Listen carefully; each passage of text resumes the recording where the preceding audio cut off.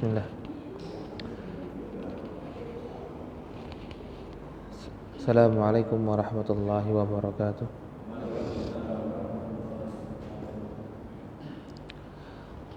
Innal hamdalillah nahmaduhu wa nasta'inuhu wa nastaghfiruh wa na'udzu billahi min shururi anfusina wa min sayyiati a'malina. Man yahdihillahu fala mudilla lahu wa man yudlil fala hadiya lahu. Ashhadu an la ilaha illallah wahdahu la syarika lah wa ashhadu anna Muhammadan abduhu wa rasuluhu sallallahu ala alihi wa sahbihi wa sallam tasliman mazida ma'bad. Alhamdulillah, segala puji milik Allah Subhanahu wa taala yang memudahkan kita untuk bisa duduk di sini untuk mempelajari ilmu agama. Dan juga kita pada hari ini sudah hampir di penghujung bulan Muharram.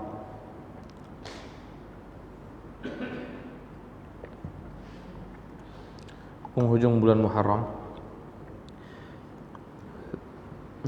yang berarti pekan depan sudah tidak lagi kita di bulan haram.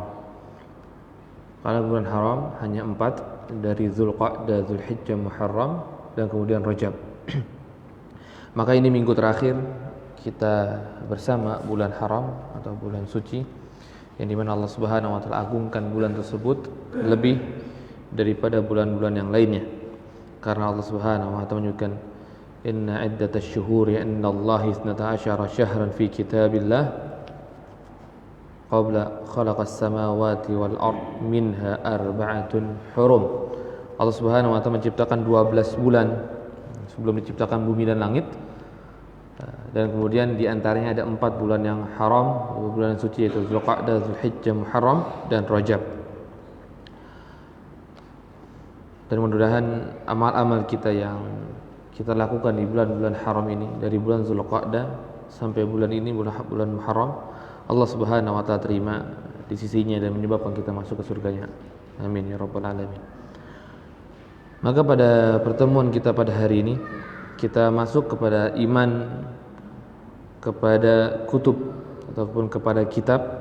Setelah kemarin kita jelaskan tentang iman, rukun iman. Pertama tentang iman dulu, pengertian iman. Kemudian masuk ke dalam rukun iman kepada Allah Subhanahu wa taala. Kemudian masuk ke rukun iman kepada malaikat. Maka rukun iman kepada Allah Subhanahu wa taala kemarin kita jelaskan ada 4 yang harus diimani. Yaitu pertama adalah iman adanya wujudnya Allah Subhanahu wa taala. Allah Subhanahu wa taala ada. Kemudian yang kedua, mengimani bahwa Allah Subhanahu wa taala memiliki sifat rububiyah, sifat ketuhanan, dan hanya Allah Subhanahu wa taala yang memiliki. Kemudian yang ketiga, dan Allah Subhanahu wa taala lah yang berhak untuk mendapatkan ibadah-ibadah makhluknya, ibadah-ibadah hambanya. Kemudian yang keempat, Allah Subhanahu wa taala memiliki nama dan memiliki sifat yang Allah Subhanahu wa taala tetapkan di dalam Al-Qur'an ataupun Rasul sallallahu alaihi wasallam tetapkan dalam hadis, atau nama dan sifat yang Allah Subhanahu wa taala nafikan, tiadakan di dalam Al-Qur'an dan juga di dalam hadis. Karena penetapan nama dan sifat itu tauqifiyah, harus berdasarkan dengan dalil dari Al-Quran dan hadis. Karena Allah Subhanahu wa taala termasuk hal yang gaib, hal yang tidak kita ketahui. Dan cara kita mengetahui Allah Subhanahu wa taala hanya dari wahyu saja. Kemudian kemarin juga kita telah jelaskan berkaitan dengan iman kepada para malaikat. Maka kadar minimal iman kepada malaikat itu ada 2. Pertama, kita mengimani bahwa para malaikat Allah Subhanahu wa taala itu adalah makhluk dari makhluknya. Bukan sebuah simbol ataupun bukan sebuah aura kebaikan, tapi malaikat adalah makhluk yang Allah Subhanahu wa taala ciptakan. Dan jumlahnya hanyalah Allah Subhanahu wa taala yang tahu. Karena setiap hari ada 70.000 malaikat yang silih berdatangan ke Baitul Izzah, Ka'bahnya para malaikat di langit, dan kemudian 70.000 tersebut tidak akan pernah kembali lagi. menunjukkan 70.000 malaikat selalu bertambah setiap harinya. Maka wajar ketika Allah Subhanahu wa taala menyebutkan wa ma ya'lamu junuda rabbika illahu, dan tidaklah ada yang mengetahui berapa jumlah pasukan Allah sama malaikat kecuali Allah Subhanahu wa taala saja. Kemudian juga malaikat diciptakan dari nur, dari cahaya yang berbeda dengan kita. Berbeda dengan kita. Kita diciptakan dari tanah. Kita diciptakan dari tanah. Awal kita diciptakan dari tanah, Nabi Adam alaihissalam. Kemudian kita diciptakan dari air mani. Kemudian kita diciptakan dari air mani. Awalnya kita adalah dari tanah. Sebagaimana perempuan juga di awalnya diciptakan dari dhila'nya Nabi Adam, dari tulang rusuknya Nabi Adam. Tapi setelahnya maka diciptakan dari ini. Dan juga yang Allah Subhanahu wa taala ciptakan dari api. Yang Allah Subhanahu wa taala ciptakan dari api. Kemudian yang kedua itu adalah mengimani bahwa ada seorang malaikat yang menurunkan wahyu. Walaupun kita belum mengetahui namanya, tapi kita imani bahwa ada malaikat yang menurunkan wahyu. Maka itu sudah masuk dalam kadar minimal beriman kepada malaikat yang namanya itu kita sudah tahu, yaitu ada malaikat Jibril alaihi salam. Ada malaikat Jibril alaihi salam. Maka ada dua kelompok manusia atau tiga kelompok manusia mungkin ya. Tiga kelompok manusia di dalam mengimani malaikat Jibril. Ada di antara mereka memiliki ghulu, berlebihan dengan malaikat Jibril dan akhirnya disembah. Maka Allah Subhanahu wa taala pernah juga menegur malaikat Jibril, bertanya, "Kok manusia menyembahmu?" Manusia menyembahmu. Dan juga di zaman kita malah ada yang lebih edan ya, ada manusia yang mengaku bahwa malaikat Jibril. Kemudian yang kedua, ada manusia yang mengingkari malaikat Jibril. Mengingkari malaikat Jibril. Seperti orang-orang Yahudi dan juga seperti orang-orang Nasrani. Seperti orang-orang musyrikin Quraisy. Maka dua ini mereka menghina atau mencela malaikat Jibril. Kalau Bani Israel sudah jelas berkaitan dengan sirahnya mereka, maka akan nampak bahwa mereka itu membenci malaikat Jibril. Dan kalau musyrikin Quraisy ini mereka juga membenci malaikat Jibril dan bahkan mengatakan bahwa malaikat Jibril ada seorang setannya Muhammad. Makanya ketika Nabi Muhammad SAW ditanya dengan sebuah pertanyaan dari orang-orang Quraisy, kemudian tidak dijawab, maka mereka itu berkata bahwa Muhammad telah ditinggalkan oleh setannya. Kemudian ketika terjadi fatrul wahyi, ketika wahyu itu berhenti, ada beberapa saat wahyu berhenti terlebih dahulu, tidak disampaikan lagi oleh Allah Subhanahu wa taala.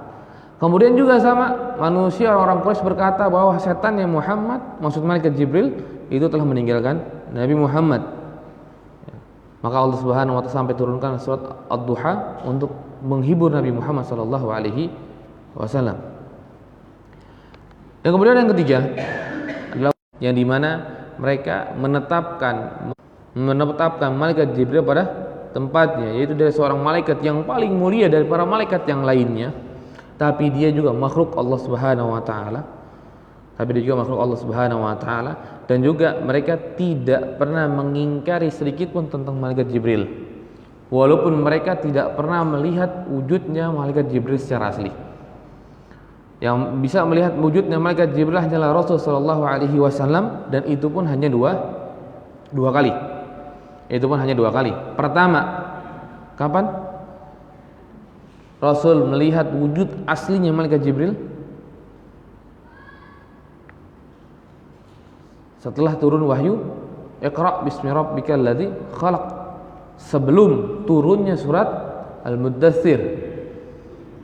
Sebabnya lah turun surat Al-Muddatsir karena Rasul melihat malaikat Jibril secara wujud aslinya, yang dimana Rasul mengabarkan ketika itu ada seorang makhluk yang duduk di atas bangku, tapi bangkunya melayang di atas langit, yang dimana sayapnya itu menutupi ufuk Mekah. Kemudian Rasul ketakutan langsung lari ke rumahnya Khadijah dan meminta kepada Khadijah, dathiruni, selimuti aku. Maka ketika diselimuti masing Rasul sallallahu alaihi wasallam dalam ketakutan. Maka tiba-tiba malaikat Jibril datang ke rumah Khadijah dan berkata atau menurunkan surat Al-Muddatsir. Kemudian yang kedua, ketika Isra dan Mi'raj. Ketika di malam Isra dan Mi'raj, maka Rasul sallallahu alaihi wasallam melihat wujud aslinya malaikat Jibril.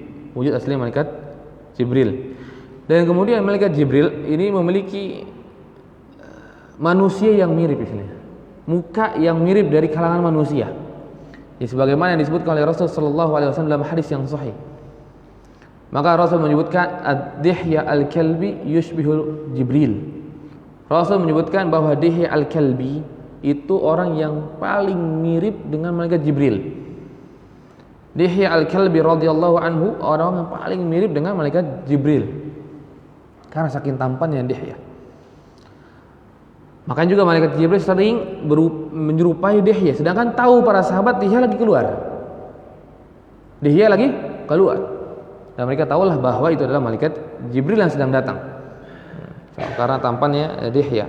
Sampai Rasul menyebutkan Dihya lah yang paling menyerupai malaikat Jibril.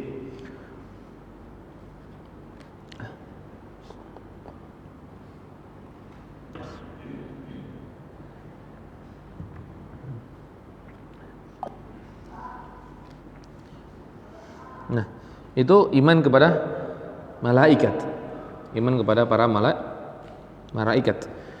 Dan juga kemarin sebagian kita sebutkan ada malaikat-malaikat yang lain seperti malaikat Hamalatul Arsy yang membawa Arsy Allah Subhanahu wa taala yang begitu dahsyat, yang begitu besar. Maka pada hari ini kita akan masuk kepada iman kepada kitabnya Allah Subhanahu wa taala. Maka iman kepada kitabnya Allah Subhanahu wa taala ini seminimalnya ada tiga hal. Pertama, yaitu mengimani bahwasanya Allah Subhanahu wa taala menurunkan kitab kepada siapa saja yang Allah Subhanahu wa taala kehendaki dari para rasul. Allah Subhanahu wa taala menurunkan kitab kepada siapa saja yang Dia kehendaki dari kalangan rasul. Dan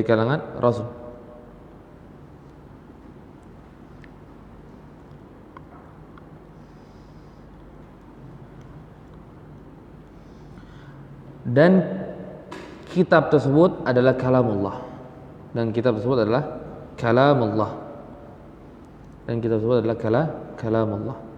Maka Allah Subhanahu wa taala berfirman di dalam beberapa ayat. Ya, seperti surah Al-Baqarah ayat 285. Amanar rasulu bima unzila ilaihi min rabbih wal mu'minun. Lihat, Allah Subhanahu wa taala gandengkan antara imannya Rasul dengan mukminun. Amanar rasulu, Rasul itu telah mengimani bima unzila ilaihi min rabbih, dari apa yang diturunkan kepada Rasul tersebut. Itu Nabi Muhammad sallallahu alaihi wasallam mengimani apa yang ada dalam Al-Qur'an. Wal mu'minun. Insyaallah ini sebuah kemuliaan bagi orang-orang yang beriman. Karena keimanannya kepada kitab, kepada apa yang Allah Subhanahu wa taala turunkan, itu sampai disandingkan dengan Nabi Muhammad sallallahu alaihi wasallam. Ini sebuah kemuliaan yang sangat besar. Kemudian menyebutkan kullun, maka semuanya, nah Rasul Nabi Muhammad sallallahu alaihi wasallam dengan kaum mukminun, amana billahi wa malaikatihi wa kutubihi wa rusulihi la nufarriqu baina ahadin min rusulihi. Setelah menyebutkan bahwa Rasul dengan kaum mukminin itu beriman dengan apa yang Allah Subhanahu wa taala turunkan dari Al-Qur'an, maka Allah Subhanahu wa taala pertegaskan lagi untuk memuliakan mereka, kullun aman. Semuanya beriman, bukan hanya kepada kitab saja, tapi kepada Allah, kepada malaikat, kepada kitab dan kepada Rasul. Kepada Allah, kitab, malaikat, kitab dan Rasul. La nufarriqu baina ahadin min rusuli. Dan juga mereka tidak membedakan antara satu nabi dengan nabi yang lain. Satu nabi dengan nabi yang lain. Maka mereka semua mengimani dengan keimanan yang yakin. Maka begitu indahnya ketika kita beriman dengan imannya Rasul sallallahu alaihi wasallam yang mengimani kitab, yaitu Al-Qur'anul Karim.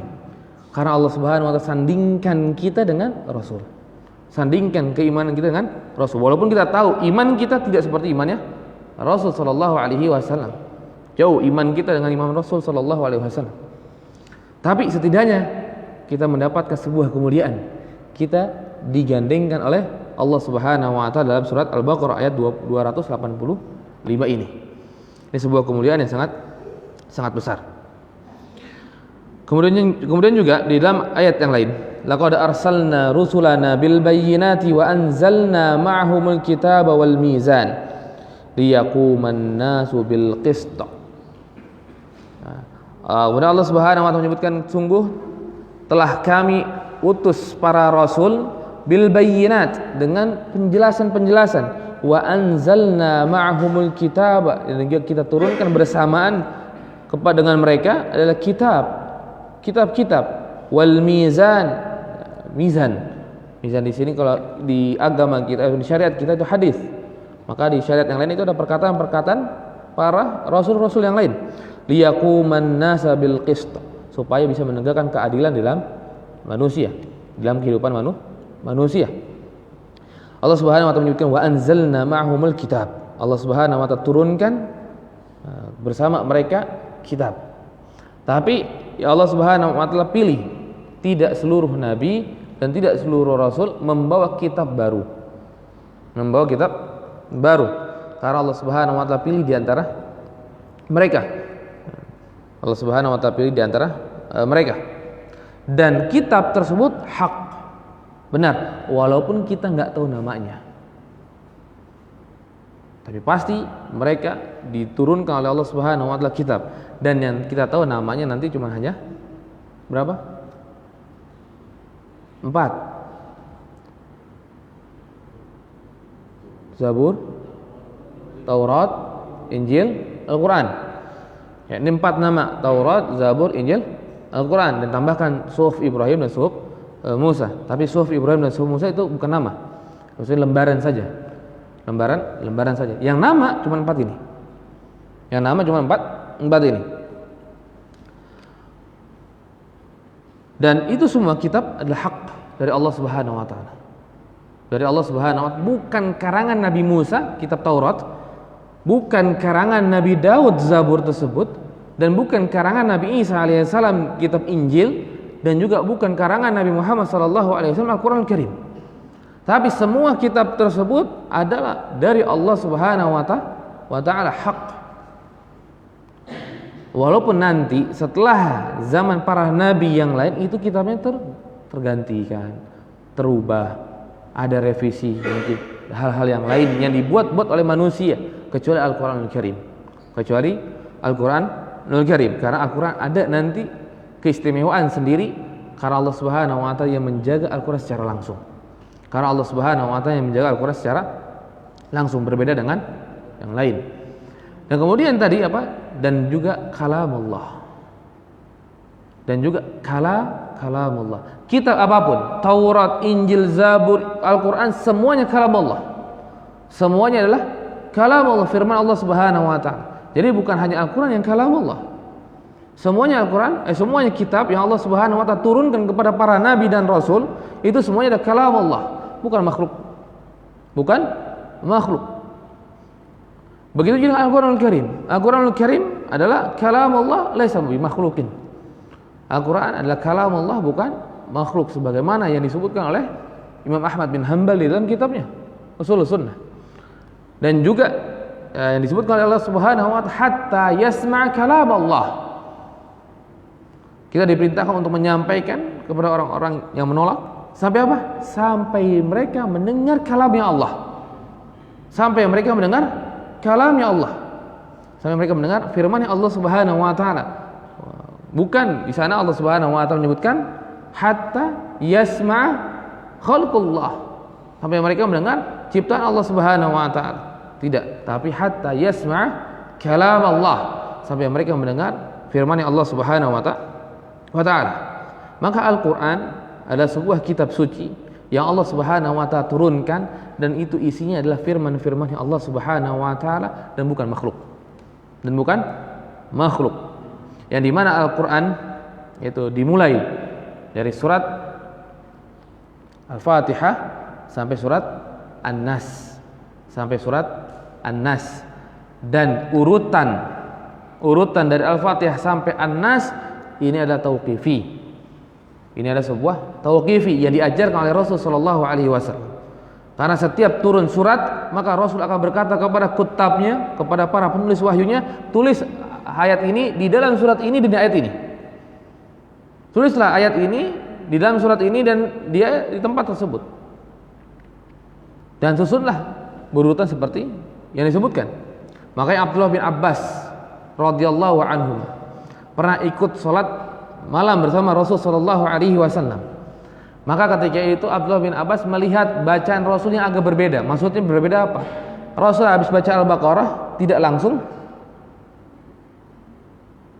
Ali Imran, ya, tapi An-Nisa dilengkap, dilengkap satu surat dalam satu rakaat. Kemudian baru rakaat yang lainnya baru ulang lagi dari surat yang ketiga, kemudian langsung surat kelima. Ini menunjukkan bahwa surat tulisan surat, urutan surat juga itu termasuk tauqifi, karena Rasulullah SAW langsung ajarkan. Ini yang kuat.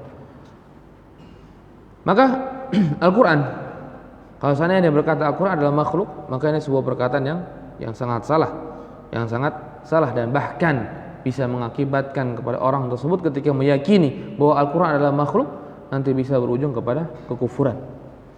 Karena ketika dikatakan ini makhluk, nanti akan mengakibatkan hal-hal yang lain. Yang pertama, yang paling besar ada manusia tidak akan mengikuti Al-Quran. Manusia tidak akan mungkin mengikuti Al-Quran karena mereka akan berkata, aku kan makhluk, saya makhluk dan juga itu makhluk. Maka apa gunanya saya mengikuti makhluk? Makanya Al-Quran bukanlah makhluk. Makanya Imam Ahmad bin Hanbal ketika di masanya terjadi sebuah fitnah dari Mu'tazilah, maka tetap beliau bersabar dan Allah Subhanahu wa taala datangkan orang-orang yang menguatkan Imam Ahmad. Yang sebetulnya Imam Ahmad bin Hanbal itu sempat hampir goyah. Maka Allah Subhanahu wa taala datangkan orang yang mengingatkan Imam Ahmad untuk tetap bersabar. Dan bahkan orang tersebut adalah orang yang taubat dari minum khamar. Maka Imam Ahmad bin Hanbal ketika sudah divonis akan dicambuk, kemudian Imam Ahmad bin Hanbal sudah dipenjara. Maka ketika itu Imam Ahmad sedikit khawatir dengan suara cambukan, dengan rasa cambukan tersebut. Maka terlihatlah oleh orang yang dipenjara karena minum khamar. Maka orang tersebut berkata, memberikan motivasi kepada Imam Ahmad bin Hanbal, wahai Imam, engkau dicambuk karena membela Allah, dan engkau harus bisa bersabar sebagaimana saya bersabar dicambuk karena maksiat kepada Allah Subhanahu wa taala. Bersabarlah engkau, karena engkau sabar di atas jalan Allah, dan saya sabarnya bukan di atas jalan Allah. Saya saja bisa di atas jalan syaitan, apalagi engkau di atas jalannya Allah Subhanahu wa taala. Maka Imam Ahmad menjadi lebih kuat, lebih yakin dengan nanti siksaan cambukan yang akan dilakukan oleh pemerintahan ketika itu kepada Imam Ahmad. Dan Imam Ahmad tetap sabar untuk berpegang teguh bahwa Al-Quran adalah firman Allah Subhanahu wa taala. Al-Quran adalah kalam Allah. Maka kita bersyukur kepada Allah Subhanahu wa taala menghadirkan Imam Ahmad di tengah-tengah umat. Kalau seandainya tidak Imam Ahmad dengan Muhammad ibn Yunus dan juga dengan para imam dua lagi yang lainnya, maka niscaya manusia akan tergelincir semuanya. Karena ketika itu hampir seluruh ulama semuanya tidak berani untuk menyuarakan Al-Quran adalah makhluk. Karena mereka tahu imam mereka langsung dibunuh, imam mereka itu dicambuk, disiksa. Mereka dicambuk dan disiksa kecuali 4 orang, yaitu Imam Ahmad bin Hanbal, Muhammad ibn Nuh dan 2 yang lain. Dan qadarullah wa ma syafa'al, 2 yang lain meninggal dunia ketika di jalan. 2 ulama ini meninggal dunia ketika di perjalanan. Dan kemudian yang menghadapi pemerintahan siksaan hanyalah dua orang, Imam Ahmad dengan Muhammad bin Nuh. Dan Muhammad bin Nuh juga tahunnya nggak lama umurnya. Beliau juga Allah Subhanahu wa ta'ala takdirkan meninggal dunia, maka tinggal sendiri Imam Ahmad ketika itu. Maka Allah datangkan orang-orang yang menguatkan Imam Ahmad bin Hanbal untuk bisa bertahan di atas hak kebenaran. Maka alhamdulillah kita bersyukur kepada Allah Subhanahu wa ta'ala mendatangkan Imam Ahmad bagi umat ini. Karena apa? Karena sampai detik ini alhamdulillah kita nggak pernah dengar ketika ada orang yang membaca Al-Qur'anul Karim dengan kata khalaqallahu fi surati kada wa kada. Tapi kita akan dengar qala Allah wa fi qawlihi, atau bahasa kita Allah Subhanahu wa ta'ala berfirman. Allah Subhanahu wa ta'ala berfirman. Kita nggak dengar dengan ada orang ngomong Allah Subhanahu wa ta'ala menciptakan. Karena makhluk kan? Kalau seandainya itu makhluk. Tapi alhamdulillah ini semua atas karunia Allah Subhanahu wa ta'ala yang diberikan kepada kita dengan hadirnya Imam Ahmad bin Hanbal di masa mihnah tersebut, di masa ujian tersebut yang besar. Dan sampai sekarang ini sebuah kebaikan yang beliau miliki. Sebuah kebaikan yang beliau miliki. Maka para ulama menyebutkan umat ini ditolong. Umat ini ditolong oleh makhluk, oleh manusia yang bukan para nabi dengan dua manusia. Pertama dengan Abu Bakar As-Siddiq radhiyallahu anhu di masa riddah, di masa murtadnya orang-orang yang beriman kepada Rasul sebelum Rasul meninggal dunia. Kemudian yang kedua adalah di masa Imam Ahmad bin Hanbal yang dimana ketika itu khalifah memaksa seluruh manusia kaum muslimin untuk meyakini Al-Quran adalah makhluk. Maka dua manusia ini adalah dua manusia yang sangat hebat ya mas, sangat besar. Maka sampai para ulama menyebutkan bahwa dengan kenalnya Imam Ahmad maka sudah dikatakan bahwa dia adalah sahibus sunnah. Dengan kenalnya Imam Ahmad bahwa dia bisa dikatakan bahwa dia adalah sahibul sunnah.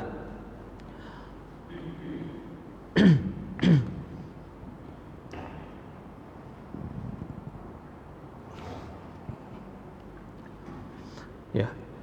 Maka Al-Quran adalah kalam Allah Subhanahu wa ta'ala yang tidak pernah tergantikan. Dan Al-Quran tidak bisa dirubah. Karena Allah Subhanahu wa ta'ala yang berfirman, "Inna nahnu nazzalna dzikra wa inna lahu lahafizun." Kita yang menurunkan Al-Quran dan kita juga yang akan menjaga. Allah Subhanahu wa ta'ala berkata demikian. Allah yang turunkan Al-Quran dan Allah yang jaga. Makanya alhamdulillah sampai detik ini Al-Quranul Karim ini masih sama persis dengan apa yang diturunkan oleh Allah Subhanahu wa ta'ala kepada Nabi Muhammad di zamannya. Tidak ada satupun huruf yang berkurang. Tidak ada satupun huruf yang berkurang dan tidak ada satu huruf pun yang ditambahkan. Al-Quran sempurna, tanpa pengurangan dan tanpa pertambahan. Semuanya sama persis seperti apa yang diturunkan oleh Allah Subhanahu wa ta'ala. Ya mungkin berbeda tulisan saja. Karena tulisan di zaman dulu, di zaman Rasul awal itu tanpa ada titik, tanpa ada harokat. Tapi sama persis dengan apa yang diturunkan oleh Allah Subhanahu wa ta'ala di masa tersebut dengan masa kita. Apa yang kita baca sama seperti apa yang dibaca oleh para sahabat. Yang kita baca sama seperti apa yang dibaca oleh Rasul sallallahu alaihi wasallam. Karena ini janji Allah. Inna wa'dallahi haq. Karena janjinya Allah pasti benar, nggak mungkin salah. Maka kalau seandainya ada seseorang yang usil, mau mengganti Al-Quran, mau merusak Al-Quranul Karim, maka niscaya Allah Subhanahu wa ta'ala datangkan orang-orang yang akan membongkar tersebut. Allah Subhanahu wa ta'ala akan datangkan manusia-manusia yang membongkar orang-orang yang salah dalam penulisan Al-Quran, dalam penulisan Al-Quranul Karim, ataupun dia sengaja ataupun tidak sengaja, maka Allah Subhanahu wa ta'ala akan datangkan. Maka kita lihat sering kan, kita dapatkan ada di dalam jilid ini atau di dalam percetakan ini ada kesalahan di surat ini, di ayat ini, di begini dan begitu. Kita sering. Dan juga saya pernah membaca sebagian Quran, kemudian ada yang salah, ada yang salah. Kemudian alhamdulillah kita sampaikan kepada penerbit dan akhirnya penerbit juga merevisi. Dan juga kita sering ketika kita beli mushaf, pasti ada tulisan di situ. Jika ada salah kembalikan. Jika ada salah kembalikan. Kenapa? Ini salah satu penjagaan Allah Subhanahu wa taala kepada Al-Qur'an. Karena berbeda dengan kitab yang lain. Berbeda dengan kitab yang lain. Berbeda dengan kitab Injil, berbeda dengan kitab Zabur, berbeda dengan kitab Taurat. Yang dimana kitab-kitab tersebut sudah banyak campur tangannya manusia. Sudah banyak campur tangannya manusia. Apalagi kalau kita lihat sejarah dalam penulisan kitab-kitab tersebut, maka sangat jauh dari masa kenabian. Sangat jauh dari masa kenabiannya. Maka beda dengan Al-Quran. Al-Quran sudah ditulis di zaman Nabi, dan bahkan sudah mulai dibukukan di zaman Abu Bakar As-Siddiq radhiyallahu anhu. Setahun ataupun 2 tahun setelah meninggalnya Rasul sallallahu alaihi wasallam. Beda dengan Taurat. Taurat baru ditulis, baru dibukukan dan dibagi kemana-mana itu ketika ada Nabi Uzair.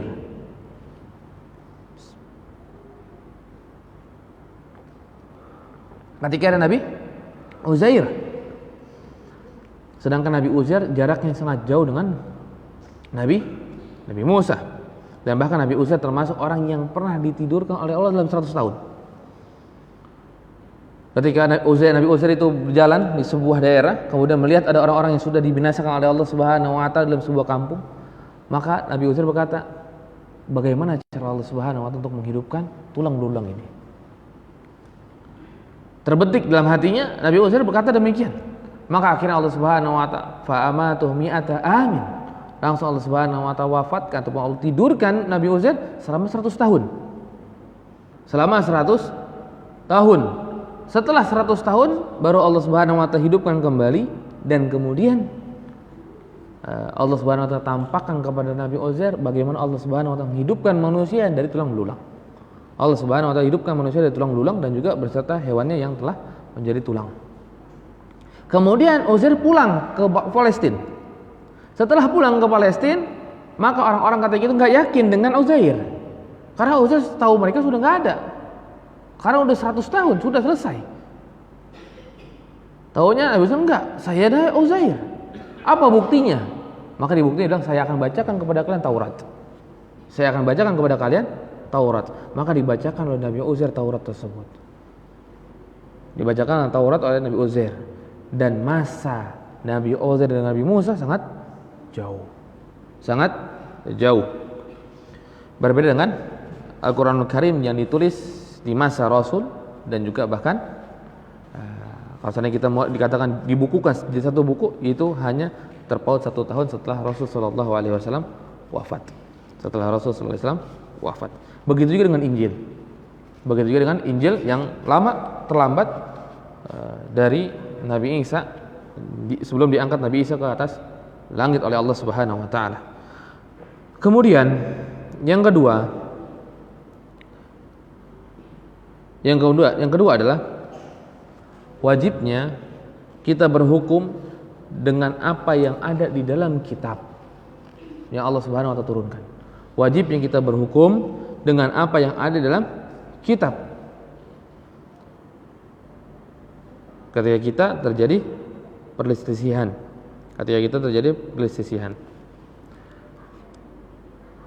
maka kaum Nabi Musa diperintahkan harus berhukum dengan Taurat. Maka ketika mereka terjadi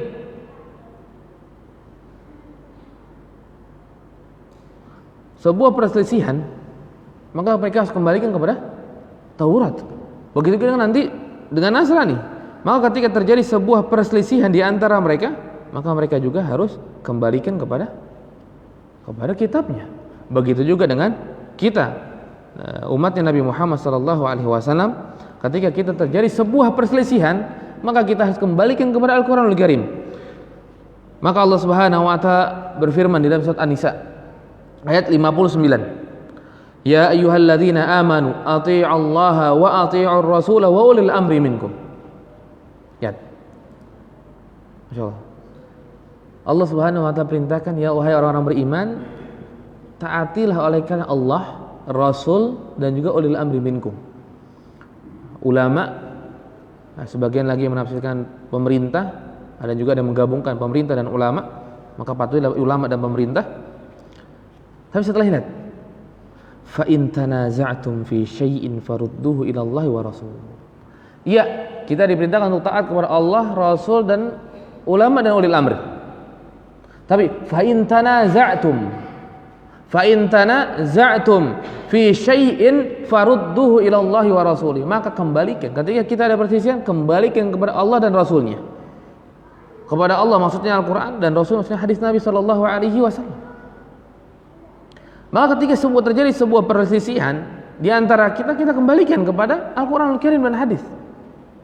Bukan sekadar kita kembalikan kepada manusia, tapi kita kembalikan kepada Al-Quran dan hadis. Apa yang harus dilakukan? Apa hukum yang harus ditegakkan untuk orang-orang yang seperti ini? Maka itu pada asalnya ketika kita beriman dengan kitab, maka kita harus berhukum dengan apa yang Allah Subhanahu wa taala berikan hukumnya.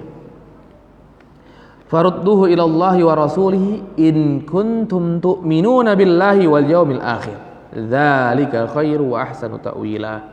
Maka Allah Subhanahu wa taala menyebutkan, kalau kalian itu beriman. Kalau kalian itu beriman kepada Allah dan hari akhir. Dzalika khairun wa ahsanu ta'wila, dan itu adalah yang paling baik dan juga yang paling baik. Ahsanu ta'wila. Maka kita harus kembalikan kepada Allah Subhanahu wa taala dan Rasul. Maksudnya apa? Berarti kepada Allah, kepada kitab. Kepada kitab. Maka ketika kita di umat kita akhir zaman, maka kita harus kembalikan kepada Al-Qur'an Al-Karim. Ini pada dasarnya kita harus kembalikan kepada Al-Qur'an. Kalau kita merasa kita umat Nabi Isa, maka kembalikan kepada Nabi Isa ketika di zaman Nabi Isa. Tapi setelah Nabi Isa, apakah kita akan berhukum dengan hukum Nabi Isa? Apakah setelah Nabi Musa, di zaman kita sekarang, kita akan berhukum dengan hukum Nabi Musa? Maka jawabannya bisa jadi iya, bisa jadi tidak. Bisa jadi iya apa? Kalau hukum mereka ditetapkan dalam hukumnya Allah Subhanahu wa taala di syariat Nabi Muhammad. Tapi kalau seandainya hukum mereka tidak ditetapkan di dalam hukum Nabi Muhammad, maka tidak akan dilakukan. Misalkan apa yang ditetapkan dalam syariat kita adalah hukum berzina. Hukum berzina. Makanya Allah Subhanahu wa taala, maka Rasul sallallahu alaihi wasallam berkata kepada orang Yahudi yang telah berzina, maka Rasul berkata, saya akan hukum kalian dengan apa yang Allah Subhanahu wa taala turunkan dari kitab Taurat. Karena Rasul tahu bahwa hukum di Taurat dan hukum dalam Al-Quran sama untuk permasalahan zina bagi orang yang muhsin, orang-orang yang sudah menikah. Maka ketika hal tersebut, iya silakan. Disangkanya orang Yahudi Rasul sallallahu alaihi wasallam tidak tahu. Maka dikeluarkanlah kitabnya, kemudian dibacakan ayatnya sambil menutup tangannya. Maka ketika itu nggak ada ayat tentang rajam, nggak ada ayat tentang rajam. Maka Rasul menyebut nggak mungkin, pasti ada. Maka seorang pendeta Yahudi yang telah masuk Islam menyolek Rasul sallallahu alaihi wasallam dan mengatakan, ya Rasul, suruh tangannya angkat, karena disitulah ayat rajamnya. Maka Rasul berkata kepada Yahudi, angkat tanganmu, irfa yadak, angkat tanganmu. Maka kemudian diangkatlah, kemudian ditahukanlah bahwa di situ ada ayat rajam. Di situ ayat rajam. Ini hukum yang sama. Sama juga dengan riba. Ini hukum yang sama yang Allah Subhanahu wa taala berikan. Di Yahudi juga diharamkan riba, dan di Nabi Muhammad sallallahu alaihi wasallam juga diharamkan riba. Karena hukum di sini bukan hanya sekedar hukum ya, kita dipotong tangan, rajam, bukan. Semua hukum yang Allah Subhanahu wa taala berikan. Riba pun sama, termasuk hukum yang sama dari kaum Bani Israel dan juga dari syariat Nabi Muhammad sallallahu alaihi wasallam. Dan mereka tahu bahwa riba diharamkan oleh Allah. Kemudian juga ada hukum-hukum yang tidak dibenarkan dalam Islam. Maka kita nggak boleh berhukum dengan hukum tersebut. Seperti apa? Cara bertaubat. Cara bertaubat dari dosa besar ataupun dari kesyirikan. Ini berbeda cara bertaubatnya Nabi Musa, kaumnya Nabi Musa dengan Nabi Muhammad sallallahu alaihi wasallam. Maka cara bertaubatnya kaum Nabi Musa dari kesyirikan setelah mereka menyembah ijil, anak sapi, patung anak sapi, patung emas anak sapi, maka di sana syariat bagi mereka bertaubat itu saling memegang pedang di antara mereka. Mereka dikasih pedang dan kemudian disuruh saling membunuh. Maka yang terbunuh diampuni dan yang selamat diampuni oleh Allah Subhanahu wa taala. Ini hukum bagi Bani Israel, cara bertaubat mereka dari perbuatan kesyirikan ataupun dari dosa besar. Itu hanya untuk mereka. Tidak dengan hukum kita. Hukum syariat Nabi Muhammad SAW tidak demikian. Maka hukum syariat kita hanya bertaubat, istighfar kepada Allah, minta ampun, menyesal telah melakukan sebuah dosa yang sangat besar. Anggaplah misalkan kesyirikan, kita minta ampun kepada Allah Subhanahu wa taala dari dosa kesyirikan. Kita menyesal telah melakukan kesyirikan, kita berazam tidak akan mungkin kembali lagi kepada kesyirikan. Maka ini sudah cukup bagi umatnya Nabi Muhammad SAW.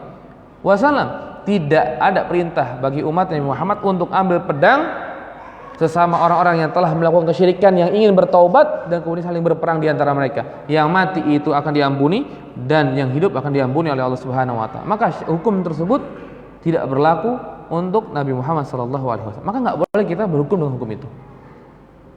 Maka kita nggak boleh berhukum dengan hukum tersebut karena hukum tersebut telah dimulghakan ataupun dihapus oleh syariat Nabi Muhammad SAW. Tapi kalau seandainya hukum mereka ditetapkan dalam agama kita, maka kita tetapkan. Tapi kalau hukum mereka dinafikan, ditiadakan dalam hukum syariat kita, maka kita akan menafikan. Kemudian yang ketiga, kemungkinan yang ketiga adalah tidak ada pembenaran dan tidak ada penafian dari syariat kita. Ada sebuah hukum dari hukum mereka, tidak ada pembenaran dari Al-Quran dan tidak ada pelarangan dari Al-Quran atau penafian dari Al-Quranul Karim ataupun dari Rasul Sallallahu Alaihi Wasallam. Maka sikap kita sebagaimana disebut oleh Rasulullah SAW adalah tawakuf. Tawakuf, diam, tidak mengambil dan tidak mendustakan. Biarkan saja. Dibiarkan saja. Kita tidak ambil dan kita tidak dustakan. Dan tapi kita tidak lakukan. Tapi tidak kita lakukan dan tidak kita imani.